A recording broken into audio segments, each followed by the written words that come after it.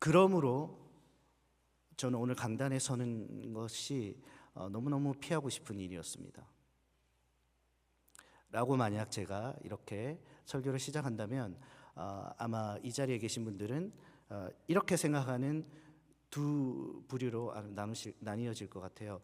첫 번째는 아니 목사가 뭐 이렇게 강단에 서는 것을 영광으로 생각해야지 그걸 그렇게 피하고 싶다 뭐 이렇게 엄살을 부리나 쯧쯧. 혹은 분명히 그러므로로 시작했는데 강단에 서기 전에 무슨 일이 있었나? 무슨 일일까? 그렇게 생각하는 분. 여러분은 어떤 쪽이십니까? 눈에 보이는 현상만으로 모든 것을 판단하는 것이 아니고 아직 보지 못한 그러므로의 이면을 살필 수 있는 사람은 어디에서나 참 귀합니다. 최근에 누가 갑자기 다가와서 나 오늘 속이 상해서 빵을 샀어 말하고는 반응을 살피는 그런 경험들이 아마 있을 것 같은데요. 요즘 유행하는 그 MBTI 관련한 그런 질문이에요. 아직 모르는 분들도 계실 것 같아서 그분들에게 이제 스포일하는 것 같아서 죄송하긴 한데 누가 만약에 이렇게 다가와서 그 말을 건네오면은 우리는 어떻게 대답해야 합니까? 물론 MBTI에 정답이 있겠습니까마는 그래도 그나마 왜 속이 상했어? 무슨 일이야? 이렇게 반응을 해야 그나마 괜찮은 반응을 한 것입니다. 아무리 너무나 이 빵에 집중한 나머지 속이 상한데 빵을 왜 샀어? 뭐 얼마치나 샀어? 좀 빵 좀 보자. 이러시면 이게 빵점이 되는 거예요. 빵점. 제가 오늘 강단을 피하고 싶었습니다. 그 말씀드렸던 그러므로의 이면에는 어떤 사정이 있습니까? 사실은 아시다시피 지난 한 주간 임직자를 위한 특별 새벽기도가 있지 않았습니까? 그 특별 새벽기도 기간 동안 저희 담임 목사님께서 예정과는 다르게 그 기간 동안 말씀을 다 전해주셨어요. 여기서 굉장히 놀라는 이렇게 표정을 하시면 특세 안 나오시는 게 들키는 거죠. 네, 들키는 건데 긴장을 바짝 하셔야 됩니다. 설교 시간에는. 그런데 바로 이어서 제가 이렇게 강단에 서게 되니까 얼마나 제가 부담이 되겠습니까? 물론 내일이 아니니까 별로 이렇게 관심이 없으시겠지만 그래도 제가 이 그러므로의 이면에 있는 그 이야기를 들려드리면 이렇게 좀 한심하다가도 약간의 동정의 여지가 생겨나는 것이 사실입니다. 그래서 보이는 현상의 이면을 들여다보고 관찰하는 그 지혜가 참으로 귀하죠. 말씀을 볼 때도 마찬가지입니다. 큐티 본문을 대할 때 앞뒤 맥락을 살피면서 말씀을 이해하는 것이 너무너무 중요하죠. 본문의 앞뒤 맥락에서 단절시킨 그 말씀은요, 그 해석할 수 있는 가능성이 무궁무진해집니다. 그래서 좋은 거냐고요? 그렇지 않죠. 너무너무 위험한 것이죠. 내 멋대로 해석하고 잘못 말씀을 오해할 수 있는 그런 위험성이 커지기 때문입니다. 그래서 성경은 좁게는 앞뒤 장절과 그리고 넓게는 성경 전체를 관통하는 그 예수 그리스도를 통한 구속사의 관점으로 우리가 성경을 읽고 이해해야 되는 것이죠. 그래야지만 참으로 제대로 된 말씀에 대한 이해를 할 수 있는 것입니다. 제가 왜 서두에 이렇게 장황하게 맥락과 그 현상 이면의 것에 대한 이해에 대해서 이렇게 이야기를 하느냐 하면 오늘 본문 말씀이 사실은 앞뒤 구절 그리고 넓게는 구약의 맥락과의 그 관계 속에서 이해하는 것이 참으로 중요하기 때문입니다. 특별히 1절이 그러므로라는 접속사로 시작하고 있는데요. 이 그러므로 이면에 있는 내용을 우리가 반드시 염두에 두고 오늘 본문을 읽어야 하기 때문입니다. 어제 큐티를 통해서 이미 그 내용을 저희가 확인을 했습니다. 어떤 내용이었습니까? 담임 목사님께서 새벽 말씀을 통해서 이미 설명해 주신 대로 그리스도의 탁월성,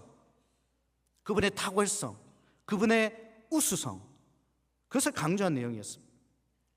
그분은 하나님의 아들이시고 천지의 창조자시고 만유의 상속자시고 하나님의 영광의 광채시고 본체의 형상이시고 능력의 말씀으로 만물을 붙드시고 죄를 정결케 하시고 하나님의 우편에 앉으신 분이시고 천사와는 비교도 안 되는 분이시고 지금도 살아계셔서 자기 백성을 친히 다스리는 분이라는 그런 내용이었습니다. 정말 형언할 수 없는 그런 크신 분이라는 그런 내용이었죠. 거기에 덧붙여서 내가 지키고 싶은 자존심, 체면 이런 것과는 비교도 안 되는 분이고 내가 앞세우고 싶은, 내가 내세우고 싶은 그 어떤 명분보다 앞서 계신 그런 분이라는 내용이었습니다. 그러므로 우리는 들은 것에 더욱 유념함으로 흘러 떠내려가지 않도록 함이 마땅하다. 그렇게 1절에서 권면하고 있는 것입니다. 아직 이게 무슨 뜻인지 확 와닿지는 않지만 그렇지만 이 1절의 무게감이 조금 다르게 다가오지 않습니까, 여러분? 여기서 우리가 들은 것이란 무엇입니까? 우리가 들은 것. 3절에서는 그것은 큰 구원이라 그렇게 말씀하고 있습니다. 구원은요, 물리적인 형체가 있는 게 아니지 않습니까? 추상적인 개념입니다. 어떤 추상적인 개념에 대해서 크다라고 우리가 이야기할 때는 그것의 가치의 크기에 초점을 둔 것이죠. 큰 구원이라고 함은 큰 가치를 치른 구원이다라는 뜻입니다. 큰 탁월성과 큰 우수성의 그 크신 그리스도께서 가장 가치 있는 자기의 생명을 지불하고 주신 구원이기에 큰 구원이다, 그렇게 말하고 있는 것이죠. 그런데 3절을 보니까 사람들이 그 큰 구원을 등한히 여긴다, 그렇게 기록하고 있죠. 등한히 여기는 것이 무엇입니까? 등한히 여기는 것. 제가 최근에 재밌게 읽은 책이 이제 도시심리학이라는 책이 있는데요. 소위 이제 도시인들의 그 생활 속에서 일어나는 현상들을 정신분석학적으로, 이분이 정신과 의사신데요, 정신분석학적으로 이렇게 분석해 놓은 그런 굉장히 재미있는 책이었습니다. 많은 내용이 참 재미있었는데 그 중에 룸사롱, 여러분 룸사롱 잘 아시죠? 룸사롱과 관련된 그 도시인들의 그 심리를 분석해 낸 내용이 참 재미있었습니다. 룸사롱을 보시면은 영화 같은 데를 보면 이렇게 룸사롱 그 방 안에, 큰 방 안에 이 마당처럼 넓은 테이블이 하나 이렇게 놓여 있지 않습니까? 테이블이, 큰 테이블이. 실제로도 그렇습니까? 예, 역시 예, 역시 긴장하고 계시군요. 네, 이렇게 하셔야 됩니다. 여기서 고개를 끄덕끄덕 하시면 좀 곤란해지시는 겁니다. 네. 생각해 보면 참 이상해요. 그 넓은 방에 정말 그 방의 크기만큼의 테이블을 가운데 두고 큰 소리로 이야기하지 않으면 들리지 않을 정도의 거리로 서로 떨어져 앉아서 있습니다. 그리고 실제로는 각자 자기 옆에 앉아 계신 그 자매님들하고만 대화를 하면서 그렇게 노시는 거예요. 그런데 사람들이 왜 이런 곳으로 가느냐 하는 거예요. 왜 이런 곳으로? 룸사롱의 생리가 이런 거라는 거예요.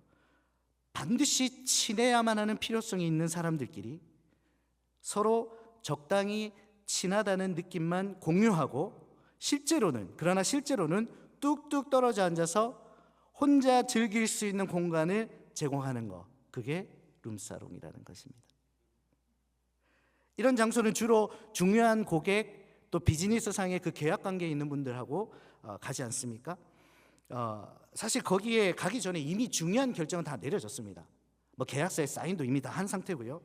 그래서 이제는 그냥 적당히 우리가 친한 사이다라는 그 느낌만 공유하고 실제로는 내 마음대로 즐길 수 있는 장소로 이용하는 것이 룸사롱이다라는 것이죠.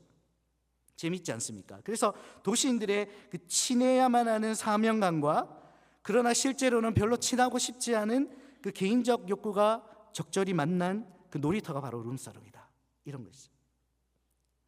근데 저는 이 모습이 우리 도시 기독교인들의 모습에서도 좀 발견되는 것 같습니다. 무슨 말이냐?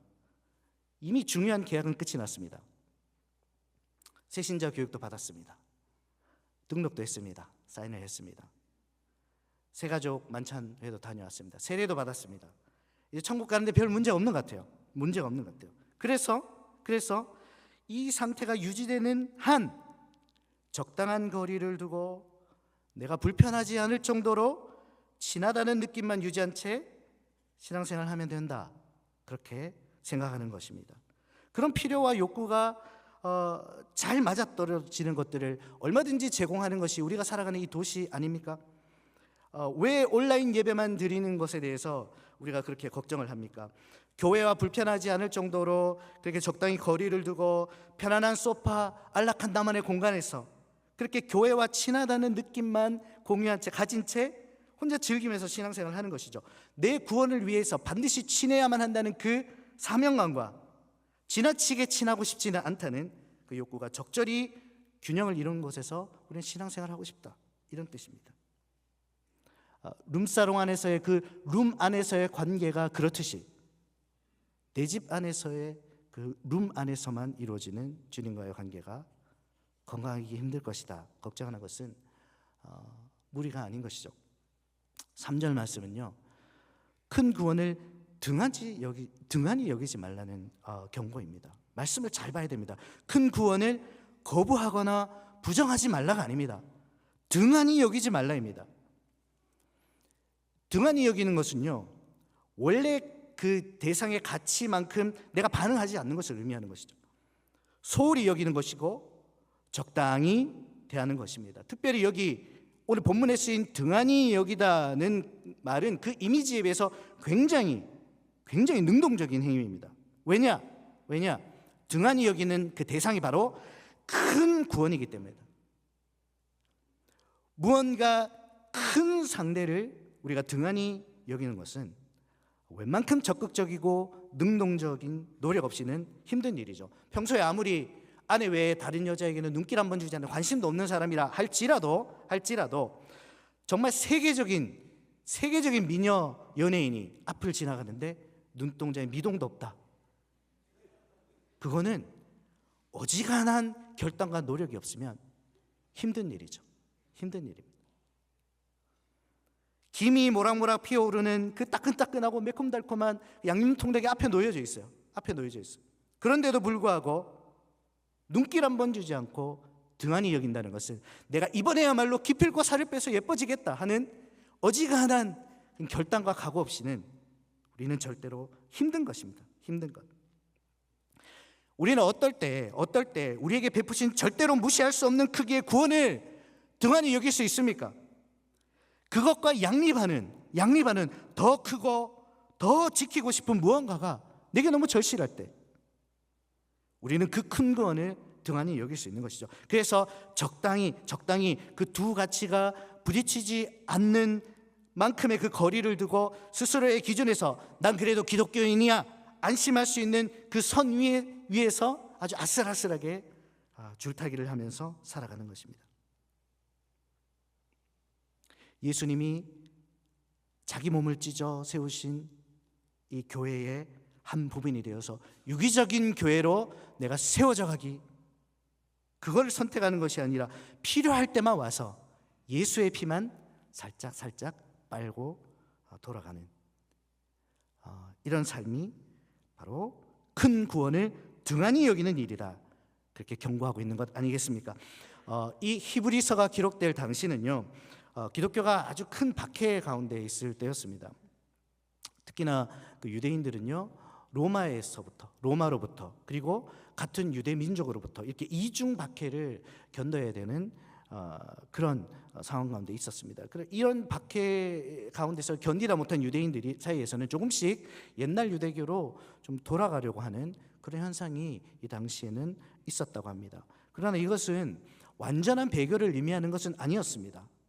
박해가 너무 심하니까, 내가 너무 힘드니까 이제 좀 적당히 교회와 거리를 두고 세상 속에서 유대인으로 적당히 그렇게 평범하게 살고 싶다는 그런 뜻이었을 것입니다. 그렇다고 예수 안 믿겠다는 뜻은 아니다. 내가 가끔 필요할 때 얼굴도 좀 비치고 내가 여유가 생기면 헌금도 좀 하고, 얘도 성찬식은 중요하니까 내가 꼭 참석해서 예수의 피는 꼭 마시고 가겠다.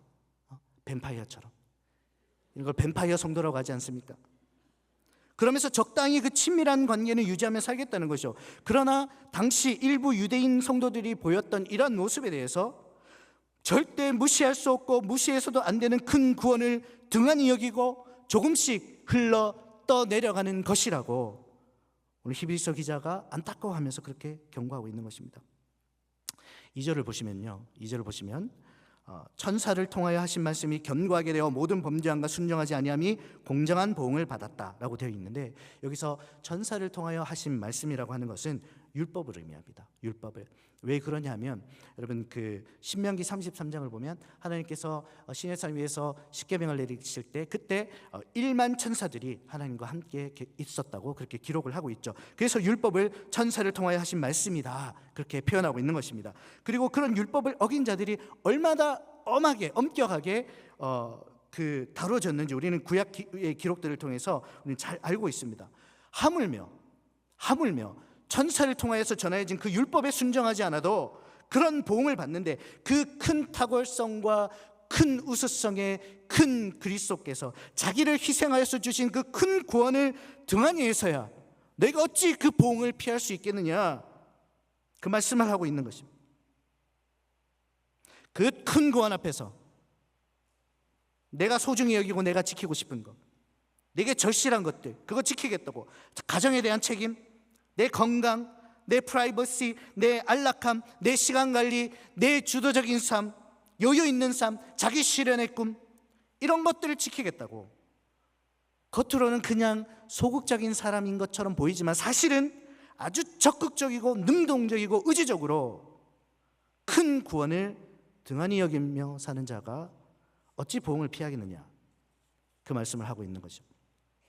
그리고 이어지는 5절 이하에서는 왜 우리가 이 큰 구원을 등한히 여기서는 안 되는지 그 이유를 추가적으로 논증하는데요, 6절에서 8절까지는 사실은 그 시편 8장 4절에서 6절을 그대로 인용한 것입니다. 우리 시편 말씀을 함께 좀 읽었으면 좋겠는데요, 우리 한 목소리로 읽을까요? 시작. 사람이 무엇이기에 주께서 그를 생각하시며 인자가 무엇이기에 주께서 그를 돌보시나이까.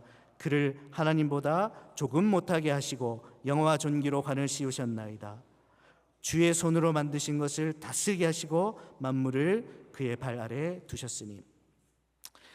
오늘 본문의 6절에서부터 8절 말씀과 거의 일치하는 말씀이죠. 그러니까 히브리서 기자가 이 시편을 그대로 오늘 인용해서 기록한 것입니다. 5절에는요, 방금 읽은 시편 5절에는 하나님보다 못하게라고 되어 있는데 본문에는 천사보다 못하게라고 이렇게 기록되어 있습니다. 이것을 설명을 다 드리기에는 시간이 없으니까 그냥 오늘 본문의 번역처럼 천사보다 못하게가 맞구나 그렇게 이해하시면 문제가 없을 것 같습니다. 다만 중요한 것은 이 시편은 다윗이 우리 인간 존재를 염두에 두고 쓴 시라는 것입니다. 이 시편의 내용은 우리 인간에 대한 기록이에요.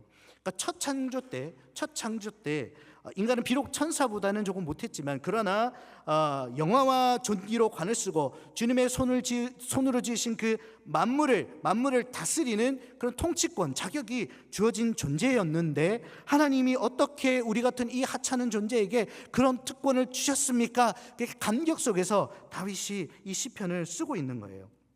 그렇지만 우리 인간은 죄로 인해서 타락해서 그 세상 통치권을 누구에게 뺏겼습니까? 누구에게? 사탄에게 뺏기고 말았죠. 사탄에게. 그리고는 죽음이라는 그 저주에 발목이 묶인 채 서서히 죽음으로 떠내려가는 그런 신세가 되어버렸습니다. 그런데 이 시편을 오늘 이 히브리서 기자가 그대로 누구에게 적용하고 있습니까? 누구에게? 바로 메시아로 오신 예수 그리스도에게 적용하고 있어요. 앞서 그러므로 이면에 설명되어 있는 큰 탁월성과 그 큰 우수성의 그리스도께서 잠시 천사보다 못한 모습으로 내려오셔서 인간이 처하게 된 모든 처지를 다 체휼하시고 심지어는 죽음의 자리까지 내려가셨다가 부활하셔서 영광과 존귀를 회복하시고 만물을 다스리는 그 통치권을 되찾으셨다, 그런 뜻이 되는 것입니다. 그런데 중요한 것은 이 일을 누구를 위해 하셨나?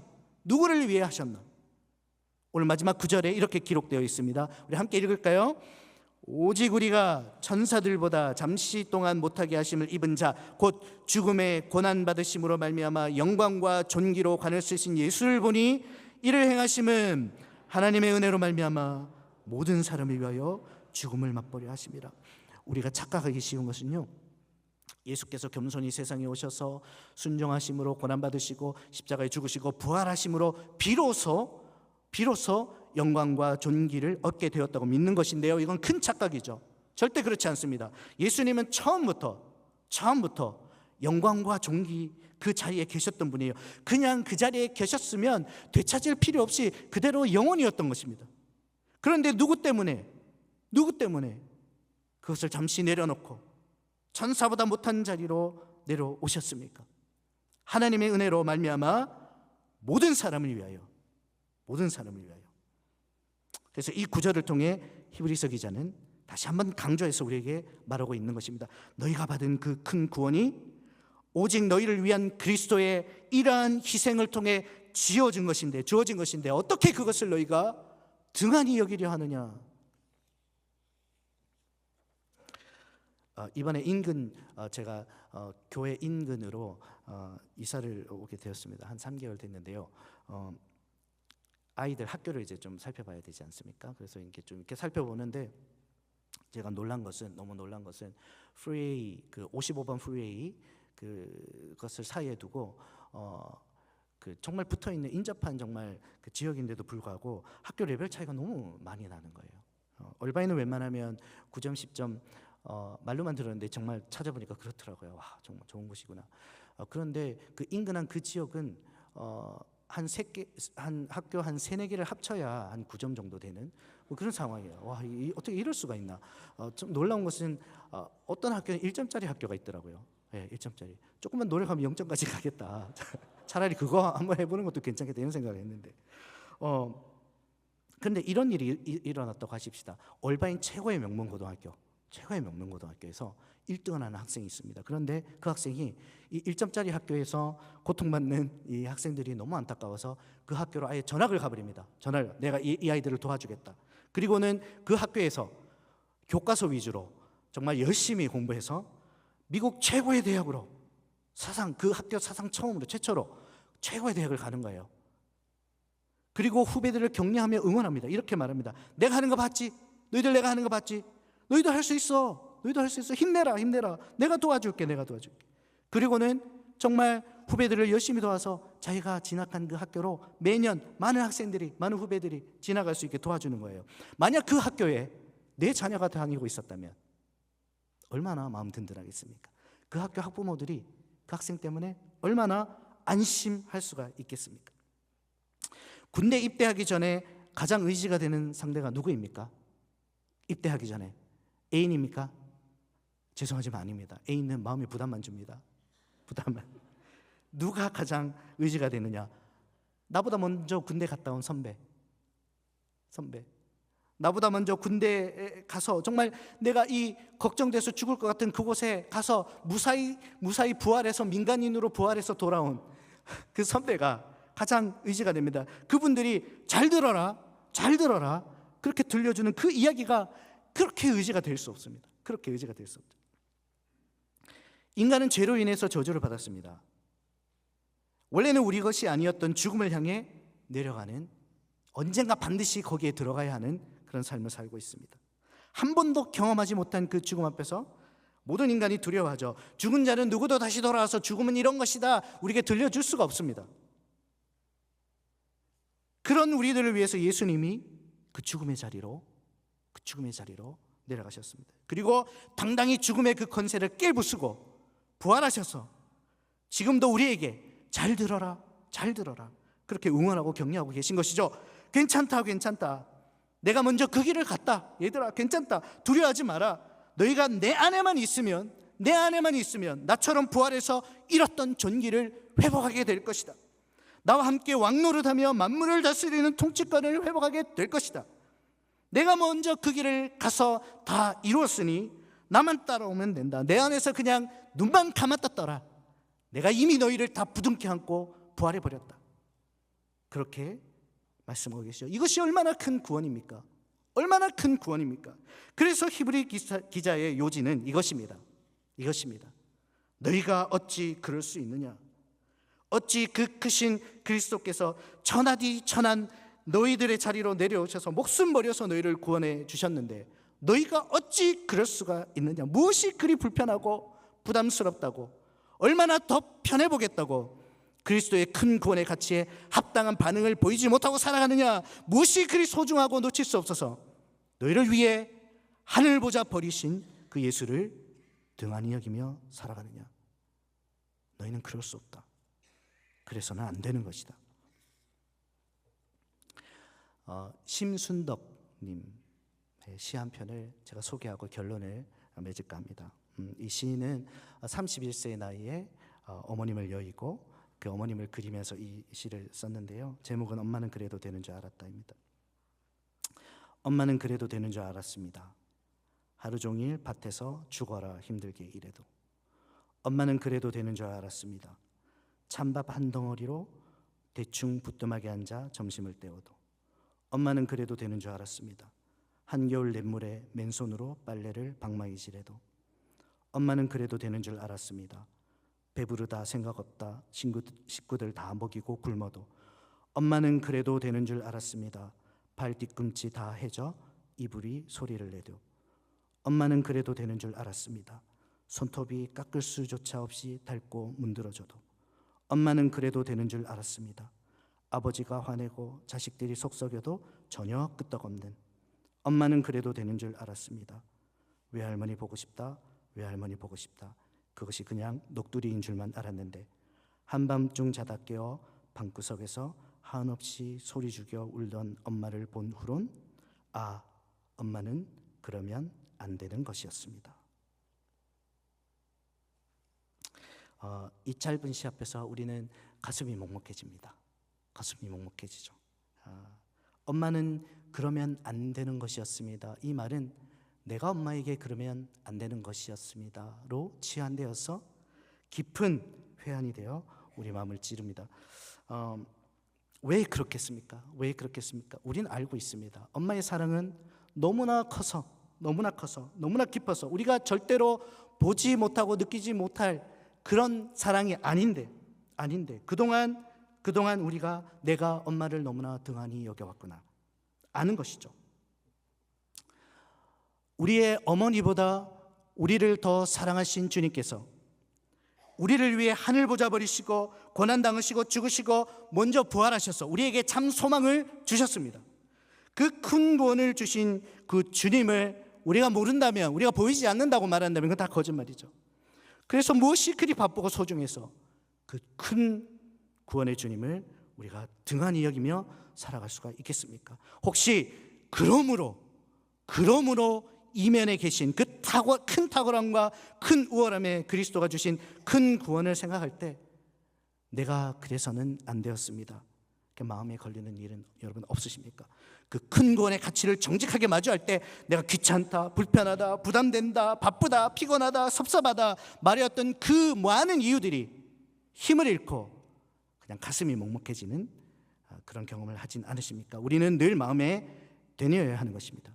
그러므로 내가 이걸 하기 싫어해서는 안 되지.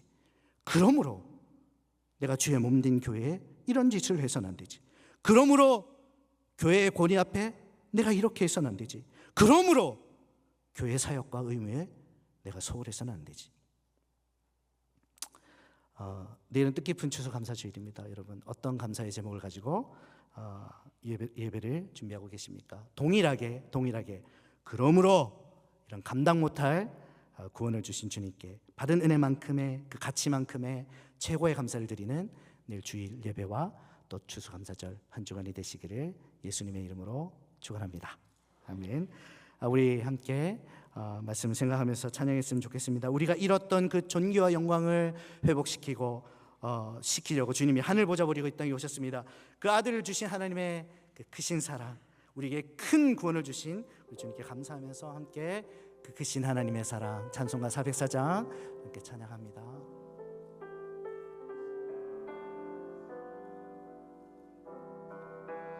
그 크신 하나님의 사랑 말로 다요 용 못하네. 저 높고 높은 별을 넘어 이 낮고 낮은 땅 위에 죄범한 영혼 구하려 그 아들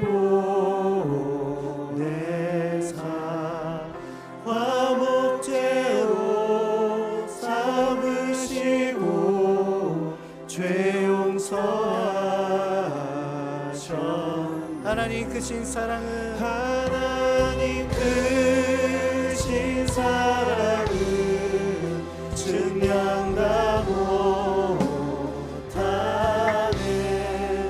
영원히 변치 않는 사랑 선고여 찬양하세.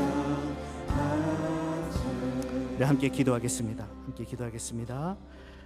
전혀 그럴 자격이 없는 자들을 구원하시려고 전혀 그럴 필요가 없으신 분이 자신을 버려 우리에게 내려오셨습니다. 천사들도 하지 않았던 그 일들을 주님께서 다 당하셨습니다. 우리에게 부활의 소망을 주시려고 그 기가 막힐 일들을 우리 주님께서 다 당하셨습니다. 이 큰 구원의 주님이 정말 보이지 않으십니까? 우리에게 큰 구원을 주신 그 주님을 늘 기억하십시다. 그 주님의 그러므로 때문에 오늘도 참고 인내하고 고난조차 기뻐하며 그분의 가장 기쁜 그 품 안으로 들어가 참된 교회로 지어져 가기를 이 시간 원합니다. 특별히 특세를 통해서 우리가 기도했듯이 이러한 고백으로 주님 앞에 겸손히 살아가는 분들이 임직으로 세워지는 올해의 임직 이 시즌이 될 수 있도록 우리 주님께 간절히 구하며 우리 주님 한번 외치고 기도합니다. 주여, 주여 감사합니다. 주여 감사합니다.